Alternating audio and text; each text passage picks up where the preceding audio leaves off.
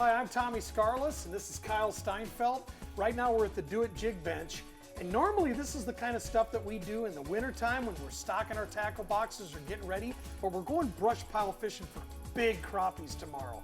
And after the season's about almost winding down here, fall fishing's coming on, we got a little low in the tackle box. But that's the neat thing about Do It, is you can use the components that you want.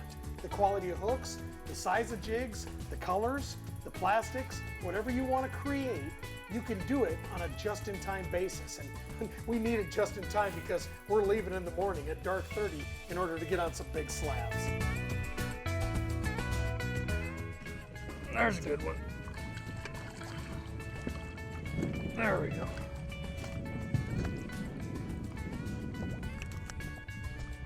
Color was that one on, Cory? That was on bluegrass. It's not there anymore. He ate the whole thing.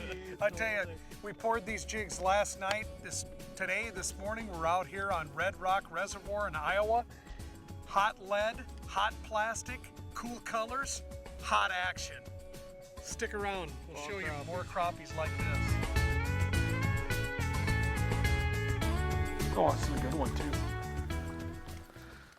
Nice. They're really, really tentative today, but if you can figure out how to do something to turn them on, they're gonna bite. And what I was doing there was I was coming up and over the brush pile, and as soon as it cleared the brush pile and it started to swing, I had a little bump. So I flicked it about 3 inches up, jig settled back down again, whop, and then he really smoked it. Finding out the dabble, finding a way to trigger these fish, big key to change a little nibble into a big bite.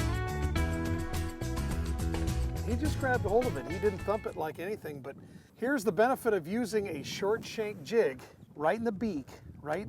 He ain't getting off. You're not gonna lose that fish. That's exactly where you need it. Pop that jig off, which sometimes is easier said than done. And that's a nice crappie.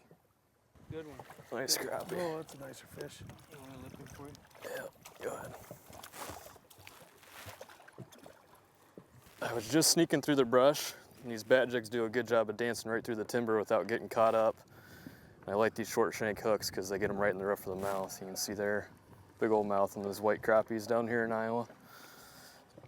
And we will take that one. See that right there? That's what we're looking for. We just drifted over it. Cory dropped a marker buoy on the spot. In fact, Cory's got camouflaged marker buoys so people don't see them when they're in the water. We call them boat magnets here.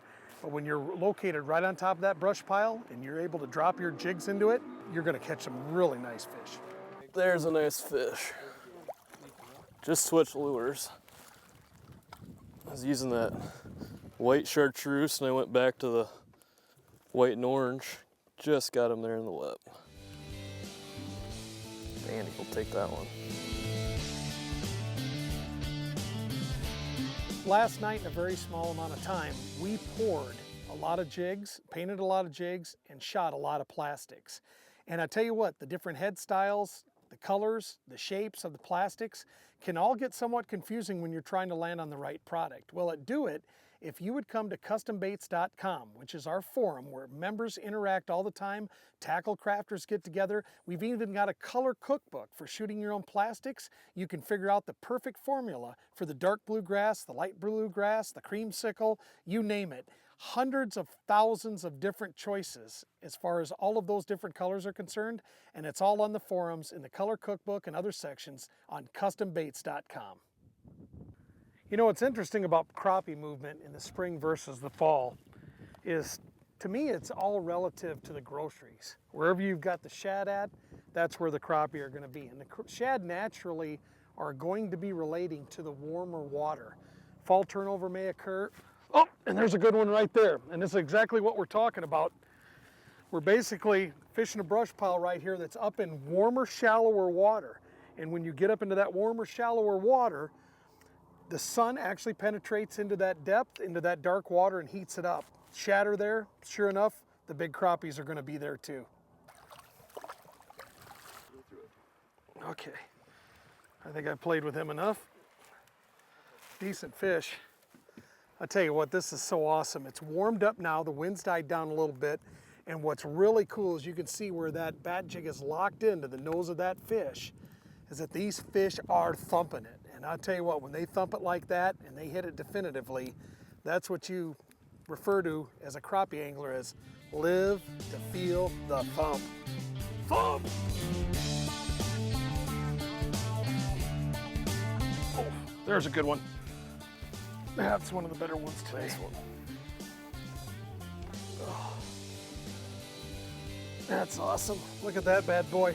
I want to thank Kyle Steinfeldt from Do It Molds, Cory Batterson, who helped design the bat jig. If you want to learn a little bit more about tackle crafting, the products that we're using today, purchasing the molds, etc., go to doitmolds.com.